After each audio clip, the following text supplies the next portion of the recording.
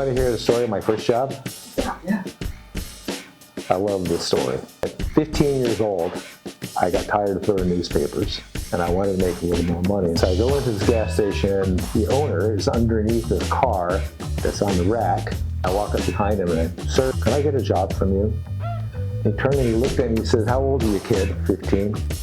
"I can't hire you. You're too young. Get out of here." I went back next Saturday. And he said, "Kid, I told you I can't hire you. Get out of here."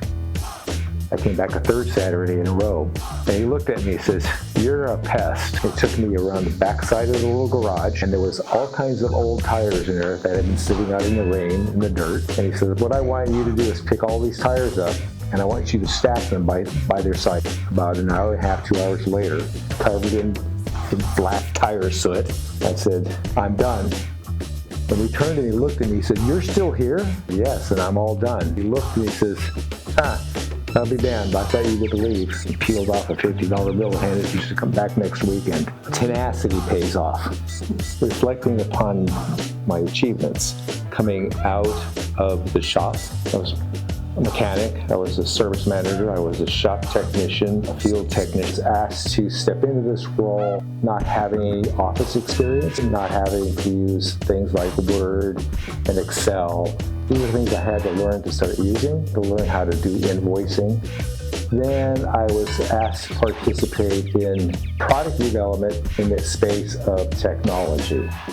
That technology started with JD Link. The pilot program showed up. I was asked to help provide input. So the first 5 years, it was nothing but pilot programs and trying to develop the thing called machine monitoring.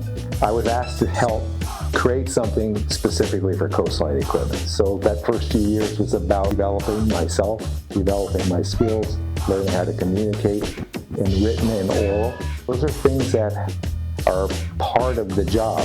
That, for me, that was a huge achievement to come from a high school dropout, joining the service, becoming a mechanic, thinking that's the world I was going to live in, not ever knowing I was going to end up in a place like this. I'm pretty proud and excited for what I have accomplished in the last 10 years. I think that the last 10 years has just been the biggest achievement of my entire career. It's doable by anybody who wants to improve themselves. It's a doable thing for even a high school dropout.